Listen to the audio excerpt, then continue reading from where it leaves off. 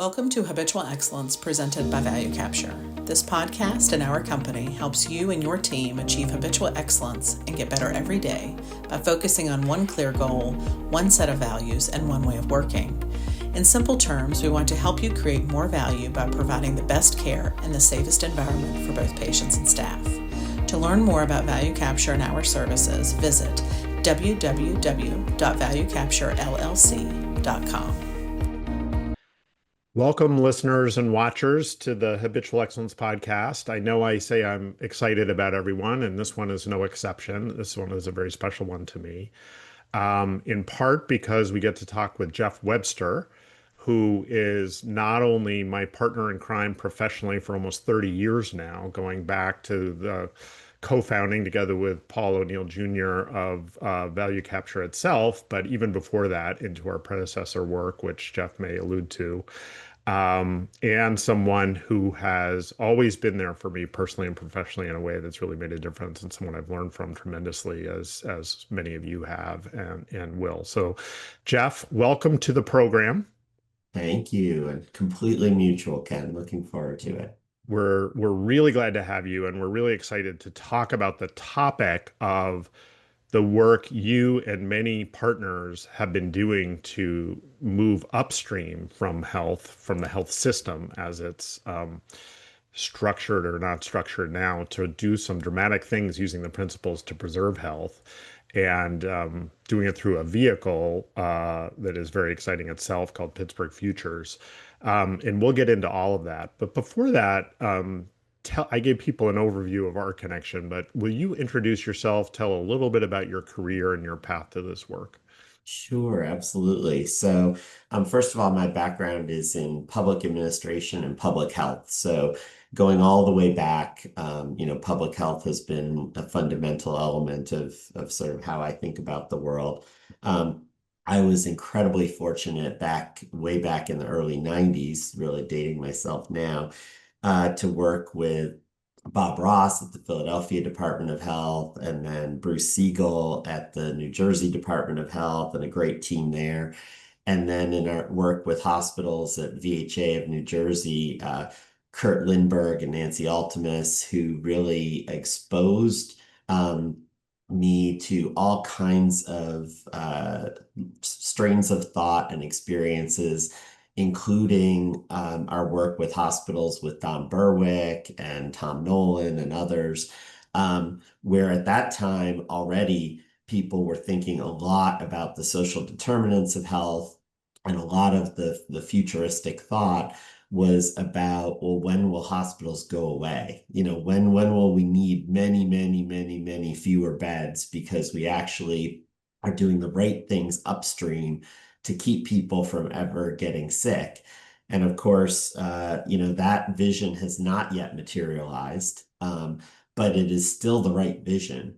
And so the question really becomes, why haven't we gotten there? And, when I moved back to Pittsburgh in 1996 and joined the Jewish Healthcare Foundation and you and Karen Feinstein, and had this dual role with the Consumer Health Coalition and the Pittsburgh Regional Healthcare Initiative for a while. On the one end, I'm seeing all these families who just have very basic direct needs for preventive health care, for food, for shelter, and all kinds of other things. And we're trying to meet those needs on the one end. And then we're working with health systems that are extremely well intended and extremely good at meeting the back end needs that people have after they're sick, but completely mal-designed for meeting those front end needs, or even thinking about how to go about doing that in very effective ways. So from the very beginning, there's been that struggle of how do we take the outside, the things that aren't even considered healthcare, but they are, and build them in. And I remember in particular when Paul Sr. Introduced us to Mr. Oba at Paul O'Neill Sr., yeah. Yes. And Mr. Oba was one of the leaders of the Toyota Supplier Support Center, and taught us, so much about how to use ideal state thinking and systems principles to drive excellence within health systems. But one of the questions that he came back to us with was, what would a system that creates health look like? And I remember all of us going off and scrambling and doing our drawings and trying to think about what that would look like. And many of them included things that were trying to be upstream of the healthcare system. But even at that time, as much as we were being inspired and trying to think about things in a different way, um, all of us were, and I think continue to be trapped by the current weight of the framework that there is for what healthcare is. And we define our healthcare system as this thing, which really means hospitals and a bunch of ambulatory centers. And that's not where the majority of real health is bred. It's really comes from things like food and shelter and mental health and stress and wealth, income that it maintains you, and all of those things are what create health. And then the health system just reacts to the back end when those things aren't true. So a lot of where Futures comes from is trying to think about how would we create a region where everyone thrives? And to do that, you have to think way up. I mean, it's not even about healthcare per se, but health is an outcome of everyone thriving, just like wealth is an outcome of everyone thriving, or safety is an outcome of everyone thriving, and education are outcomes of people thriving. So we try to really think about the common roots that enable people to thrive.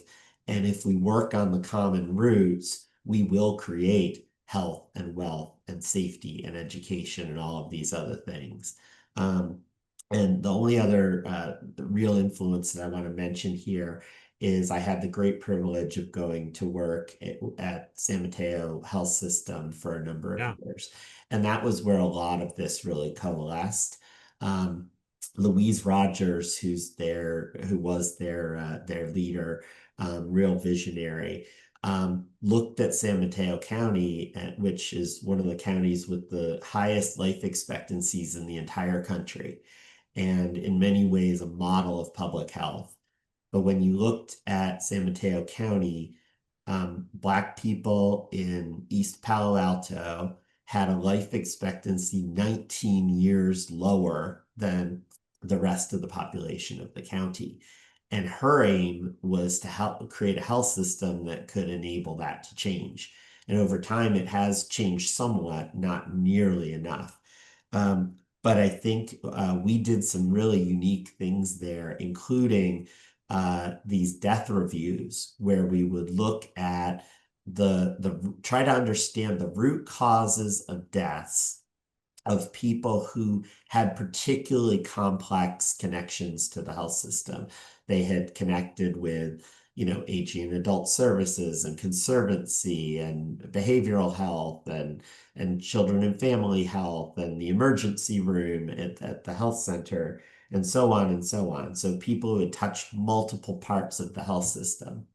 And when we started doing the deep dives into what caused this person to die when they were touching multiple parts of our health system, over and over again, things like they had experienced a childhood trauma which hadn't gotten resolved, which led to mental health and addictions issues, which were treated in silos and not treated together as one sort of holistic human experience with that person and their family, but as separate, treatment plans.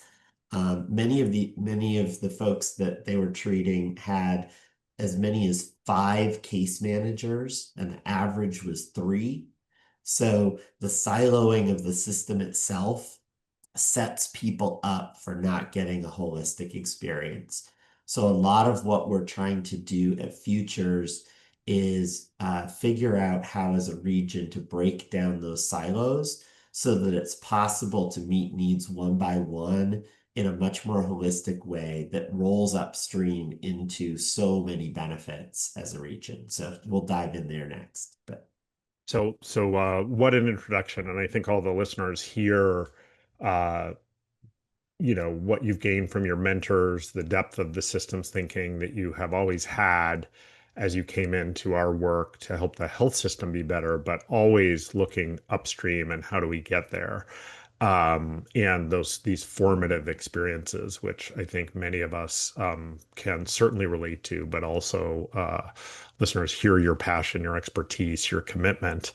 And so you've sketched out sort of the frame for Pittsburgh Futures, but then at some point, you, Paul O'Neill Jr., others decided to make it concrete. Can you talk about sort of that story of founding Pittsburgh Futures, a little bit more about what it is, and tell us some stories about the early work?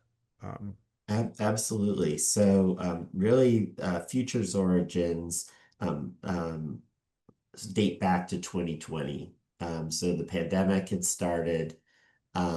Paul O'Neill Sr. had recently passed away, and Paul Jr. and I were having a series of conversations about, how can we speed things up? What's next? How can we take things to the next level?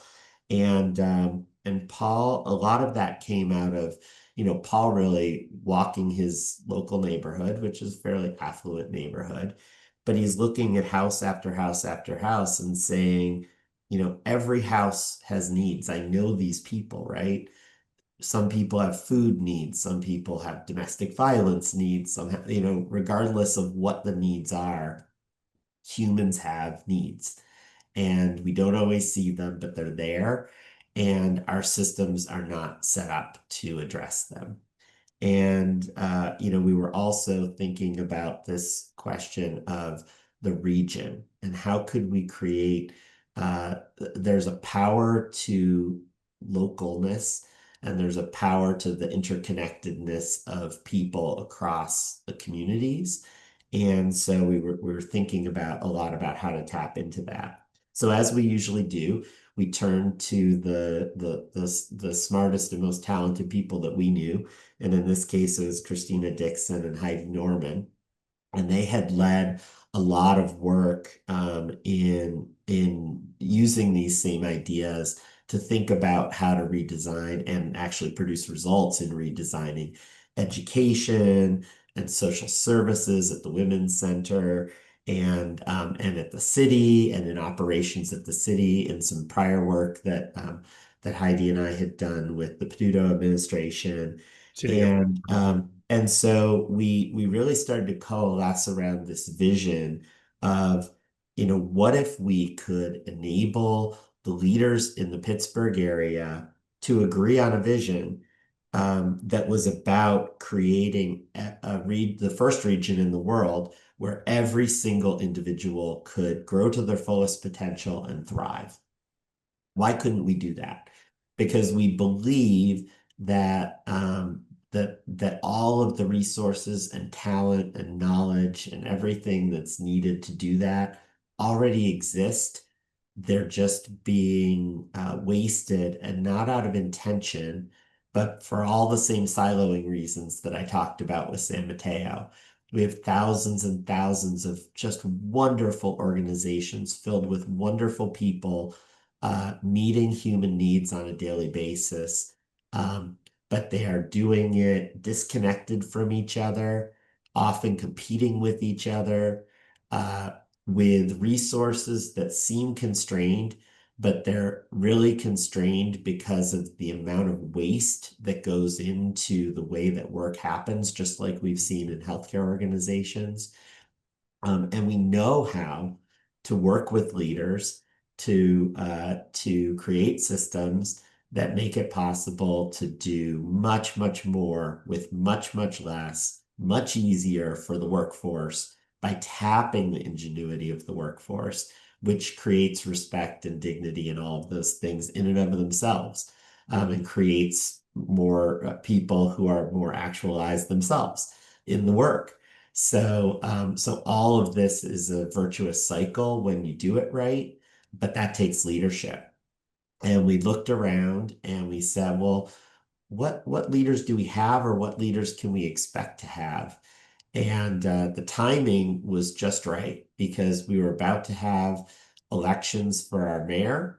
We were about to have, in a couple of years, elections for our new county executive. We knew that the leadership was turning over at some of the health systems, and there might be opportunities to work there. And we knew that there was likely to be turnover in the Pittsburgh Public School District and the leadership.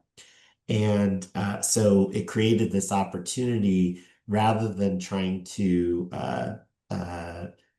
convert people who already had decades of leadership, maybe not leading in ways that create habitual excellence, to try to develop leaders who could create habitual excellence. And in those and many, many other organizations. So that's why we created Pittsburgh Futures. And we really work not to do the work ourselves, but to advise the leaders of organizations to do work in ways that create habitual excellence in their organizations. And then we also see this opportunity to create tables where leaders get together on agreed upon goals. And this is an agreed upon way to achieve those goals and work across their silos to achieve results that any individual organization could not do. So we can dive into some of those examples, but Yeah, no, what absolutely. we're And I'm here sure for. everybody's heard the power of the idea that's hard to resist, and the sort of root cause thinking about what gets in the way of actualizing what's already known that we can do, so that this vision of everybody thriving can be true. And then the savvy thinking about leaders and where to get them and how. But let's now take it to that concrete. So what happened? Who did you start working with? What were some of the early um, foci, and what happened? Yeah. Well, we are realists and we're opportunists. So we focus on where are there leaders who are interested in growing and learning and working with us to lead in ways that produce excellent results. And the first person to poll was Mayor Gainey. He won his election in 2019, took off, or 2022, he took office.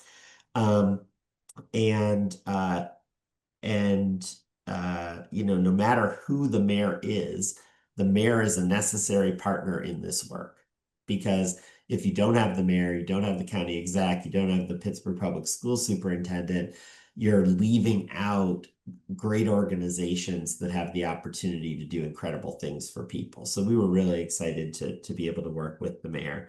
Um, he's been an excellent partner who really took the O'Neill Senior playbook and ran with it.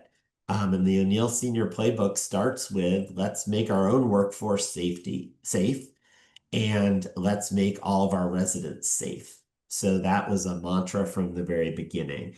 And what we've achieved in those regards has been remarkable.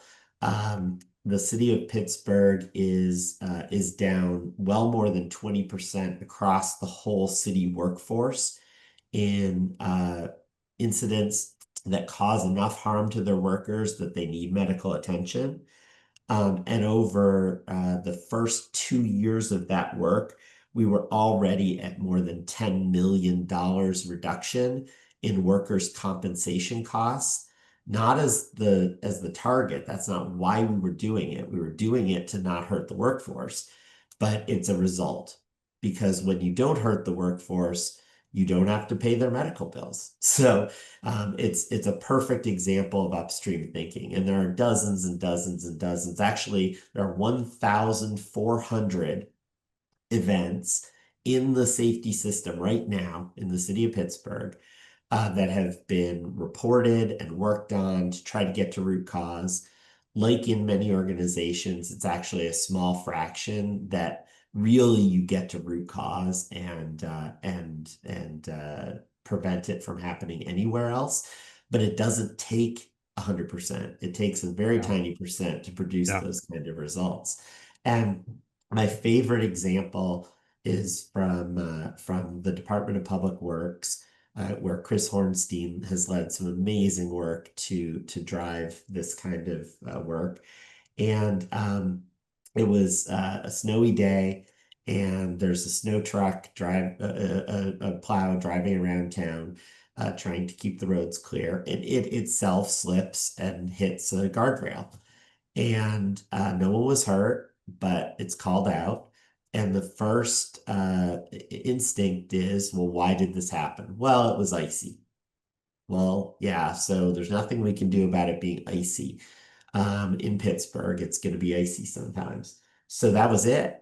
And Chris looks at this and he says to himself, I don't think that that's the root cause. So let's dive a little deeper. Can we go see where this happened with the Yeah. people who experienced this?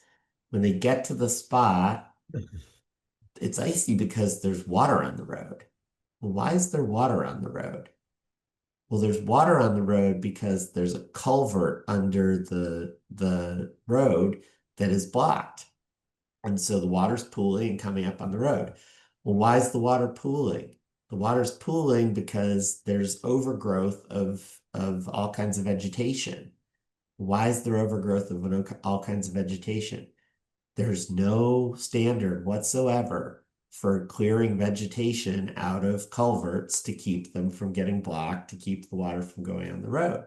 So, um, so of course they first get the ice off the road, and then they have to Right. wait for the ice to thaw enough to take the vegetation out. But they do it there, and so that's great. But then they ask the question, well, where else do these conditions exist?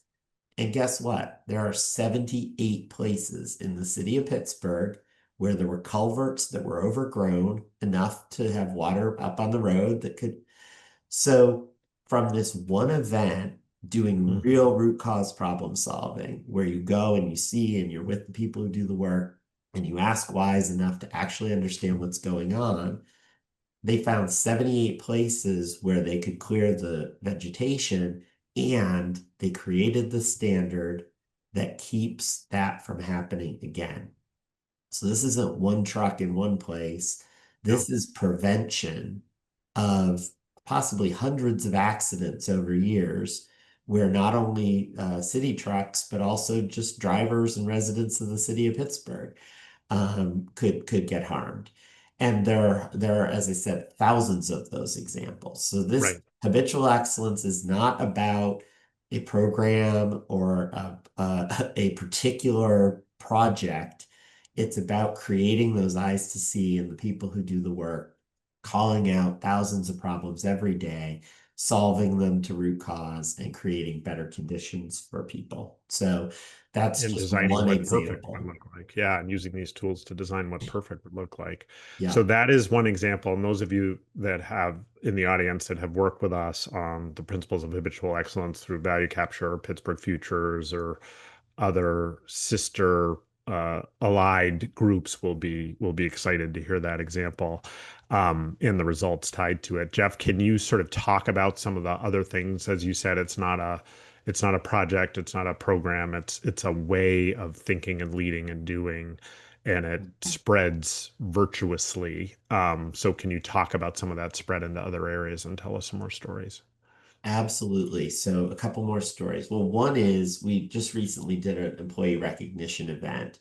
And first of all, there had not been this kind of employee recognition event, as far as we know, in the history of the city of Pittsburgh. There are many, many people who have worked at the city for 30 and 40 years and have never been recognized for their work to make the city better. So that in and of itself is something really important. But at the event, there were between 150 and 200 people, all of whom had been nominated by people within their departments because they had taken these ideas and run with them in 100 different ways. So, so again, back to this isn't about a program, or Yeah. it's about a system that enables people. But let me get into a couple of the places where we did do deeper dives, because not all of it is about one by one problem solving. Right, right. And we did, there are a few that are really noteworthy. One is the city has signed on to the idea of Vision Zero for traffic safety, which, many leaders don't have the courage to aim for zero because they're afraid they're going to get dinged if they don't hit it. But aiming for zero is a necessary thing in Right. order to really unleash habitual excellence. And so far, the city is down about 31% in serious traffic events over the past, I think, 4 years. And that work needs to continue. And that's really about creating infrastructure that that makes it so that it's not all about behaviors. It's about creating the infrastructure so that it's very hard to behave in the wrong ways, right? Which is critically important. We've also done things like create walkable neighborhoods, 4 miles of walkable neighborhoods. There was no system possible to make a walkable neighborhood because people own their own sidewalks. So the only thing you could do was cite them until they fix their sidewalk. And of course, some people don't have the money to do it, and other people don't feel legally bound, so they just don't do it. Um, Basically created a system of cost sharing and having the city do the work so that you don't have to deal with contractors and all those kinds of things. And that has enabled miles and miles of sidewalks, including around schools like Arlington, where they've seen reductions in chronic absenteeism because people can safely get to school now in ways that they couldn't before that work. So that's how these kinds of systems are interconnected.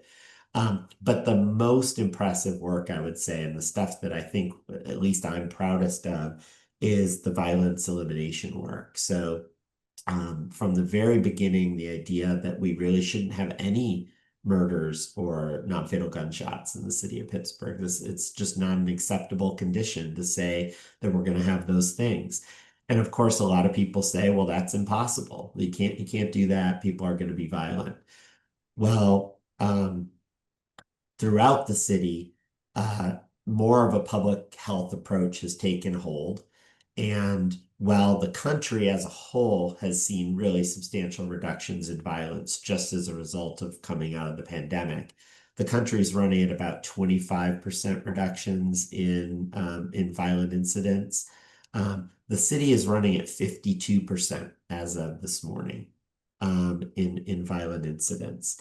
And in one particular neighborhood, the Southside Hilltop, with the incredible leadership of people like Chrisera Johnson, who is the Stop the Violence coordinator up there, and a team of people from the community who invented a system to understand who's at the fork right before they're going to be go a violent path or a non-violent path. Who's at high risk or moderate risk of going one of those routes. Let's figure out a way to find people who are in that situation and treat them with humanity, figure out what the problems are in their lives that create those conditions, and then literally handhold through the process with support and trust and an adult relationship that can solve those kinds of problems related to housing or addictions or mental health or trauma or anything else, and be able to mass customize using the systems principles that we teach. And in that neighborhood, we are now at 91% reduction in homicides. As of the peak of the pandemic, there at this time of the year, there have been 11 homicides in that neighborhood. This year, there has been one. And in terms of non-fatal gunshots, at the peak of the pandemic, we were at 20 non-fatal gunshots in that neighborhood. And as of this morning, there have been 4 this year, which is about an 80% reduction. So to people who say it's not possible, It is possible, but it takes really intelligent system design. It takes engagement of the people who know that work and do that work. Um, and most of all, it takes truly treating everybody with dignity and respect. Um, and that's fundamentally what this work is about. So it's incredibly valuable work. And one of the team members, Kiana, who's just absolutely wonderful, had a quote that during our work, which was, if we pull this off, we're not just changing violence in Pittsburgh, we're changing Pittsburgh. And that is the truth. We've changed that part of the city, and we're going to continue with the support. We can continue to want to work with the next mayor and continue this work and spread it to the county and PPS and elsewhere. So just incredibly exciting. Amazing and amazing, powerful. Couldn't add a word to add to the power of what you're describing. Um, Geoff, you started to say what's next, and so people won't be surprised it's extending some of the same thinking, and you just started to hint about other partners. And knowing, you put together an extraordinary organization whose mission is to help draw other organizations and entities together. Say a little bit more about this key strategic moment Yeah. for So Pittsburgh Futures and what's ahead. So the future is incredibly bright in many, many ways. There's obviously a lot of countervailing forces in the world, but that's why futures is all the more needed. We have an incredible partnership going with Pittsburgh Water, where Will Yeah. Pickering is leading a similar kind of initiative where already they have 42% reductions in worker safety events within the workforce of Pittsburgh Water in just the first 5 months of them having a system like this. And they're working on critically important things like lead line removal and speeding it up and working on their valve systems so that they have safer water for everybody, things like that. Just incredibly important. But what's next is how do we take these partnerships that are with a handful of organizations and get even broader? So a great example of that is actually think about the work with the city and Pittsburgh Water, and then think about things like a one dig idea. So right now, around the city of Pittsburgh, the city paves roads and they dig up roads when they need maintenance. The Pittsburgh Water digs up roads and then they put them back. The gas companies dig up roads and put them back. Cable, so on, so on, so on, right? Roads often get there isn't coordination. So people dig up the roads and then they put them back, and then someone else digs up the road and puts it back. I am a witness to the truth of this Yeah. statement. Now, of course, any rational person looking at this from a regional perspective would say, why do we do this? And the reason we do this is we have silos with their individual needs and systems and Yeah. all that stuff, but they don't work together. So imagine a world where instead of doing that, we actually had a table where we get the people who do this work together and we say, there's obviously unplanned work that you don't know about, but the vast majority of the work is planned.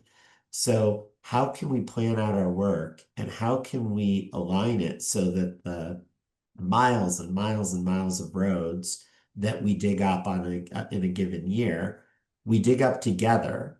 We do all the things that are needed to bring that infrastructure up to the top level, including putting in conduits so that we can do future high-speed networks and all kinds of things that, we may not have funding or capability to do now, but we could. And let's not only do that, but let's take the savings from digging and digging and digging and digging and put it into putting the roads not back the way they are, but the way we know they should be. So Vision Zero and Complete Streets has already designed what the streets of the city of Pittsburgh and other places should look like.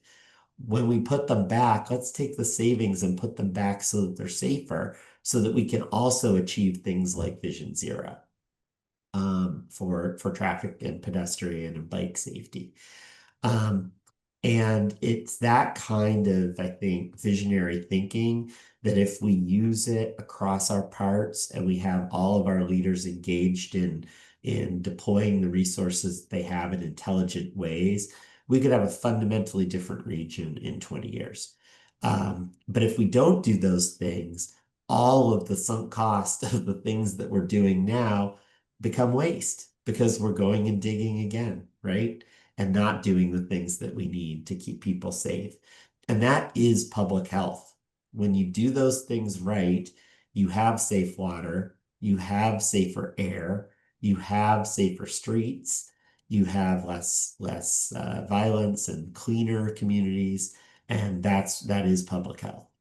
So that's part of our vision. Oh, it's great, Geoff. And it's public health and it's leadership. And again, you've been so clear about pointing to the way of thinking and the systems design and the basic framework that leaders have to have, rooted in respect for people, but also putting together intelligent systems across silos to solve these problems, and that the resources are there, and that to create greatness from. And today they're being lost and wasted in ways that frustrate everybody and frustrate the results that leaders ultimately really want. So it's so exciting, and it's so exciting to hear your passion. Um, what what do Let me you dive think? into one more Yeah, go example ahead. before you. Yeah. One So more example. Okay, great. one more example, because the violence learning line has created a space where we have learned how to identify people who have needs and meet those needs. Right. And the same needs that would cause some people into a space of violence just lead other people into a space of not having the space to be educated, Right. or the space of uh, being unhealthy in ways that relate to their mental health or their diet or their drug use and addictions, right? So, the other huge piece of this vision, and this is where I think a partnership with the city and the county and the school districts and all these other partners come in, is it would be possible for us in this day and age to understand the needs of basically every individual and every family, Yeah. and amongst us create systems like we've done with the violence learning line that essentially meet every person and family's needs with many fewer resources than we already use. So that to me is the ultimate challenge. Because if we can do that, whether we use the lens of violence or health or safety or any other lens you want to use, if we can help find and support people and families to thrive, Yeah. everything else, that's the root cause. If we work on that, and meet the needs that people have for their fundamentals, just Maslow's hierarchy of need, um, at the most fundamental levels, so that people are getting closer and closer to that sort of self-actualization and growth, we can do anything as a region. So that's, I think, our ultimate vision, and we believe we're closer than ever to being there, by our existence, but also by the incredible partners that exist around the region to tap to make that true. Amazing. Um, Geoff, what do you think some of the key lessons you've gleaned from doing this work? You've always had a powerful vision related to this.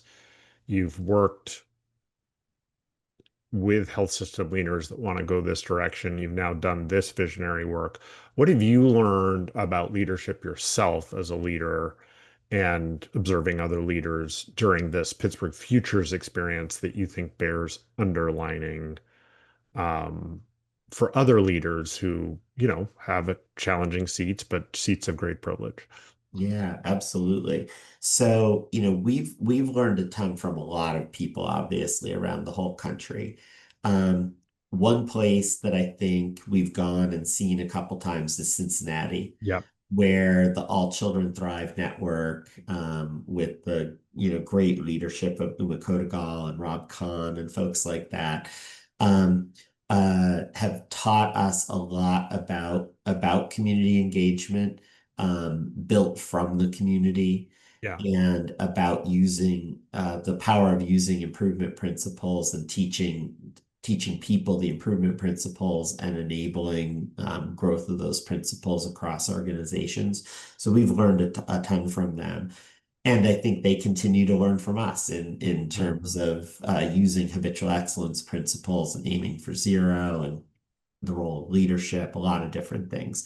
So that's been a great partnership and learning. And I've in particular been in kind of a mutual coaching relationship with Laura Mitchell, who used to be the leader of the schools in the superintendent of schools in Cincinnati, where they drove third grade reading, uh, just incredible improvements in third grade reading, including reductions in the racial gap Mm. in performance in the schools. So much to the degree that their school district was like ours, shrinking, and they were closing schools. And within 5 years, they were buying back schools because the Cincinnati public People schools were wanted the to be place there. people Yeah. wanted to go rather than not. Yeah. So there's huge lessons there that we can Great. learn as a city. If I were to say one thing that is really important that I've learned and continue to learn is you have to put yourself in uncomfortable spaces every day to challenge yourself to grow. And if you find yourself avoiding the uncomfortable spaces, um, you're not leading.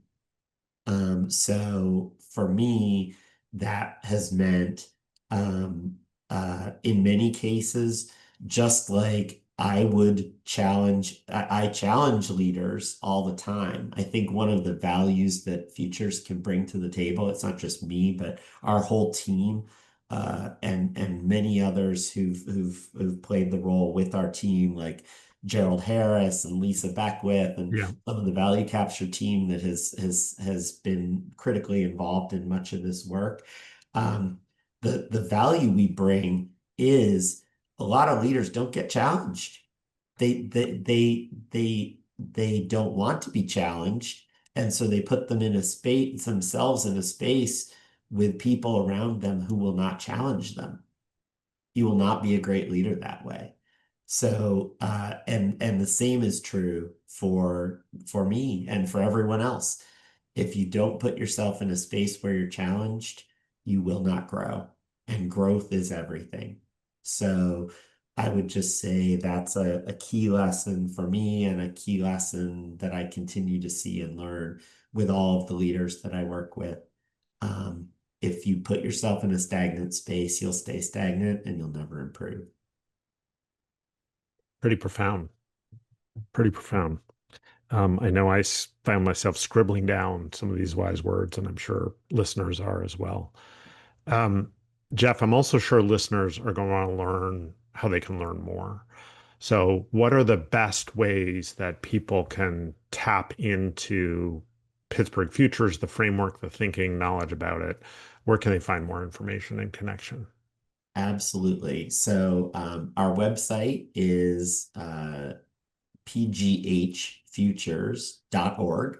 So you can always go to our website and find a variety of case studies and about us and sort of learn more and contact us. We also have a Substack newsletter called A More Perfect Region that you can subscribe to. And that's a great way to keep track of the various things that we're learning and are going on in the region through our work. Um, and then we have a LinkedIn account as well, Pittsburgh Futures Collaborative. If you search it on LinkedIn, you can get connected there. And of course, always you can reach out to me at gwebster at pghfutures.org. Amazing. And listeners, and if you want to get more experience with the principles of habitual excellence, the Value Capture website, valuecapturellc.com, and all of our rating, and make sure to like and follow this podcast, Habitual Excellence, wherever you get your good, deep leadership lessons here. Geoff, I know I've been inspired by my whole career working with you. This hour is no exception, watching what you've done with real courage in Pittsburgh Futures has been inspiring and deeply hope-giving. And I know it will others who listen to this. So thank you so much for being a guest. It is quite mutual. And I forgot to mention, Ken, your insights at the beginning of Pittsburgh Futures are critically important as well. So thank you for all that you've contributed to all of our work together, but Pittsburgh Futures as well. We have catchball all the time. And, I think value capture, where you still have a hand in, and,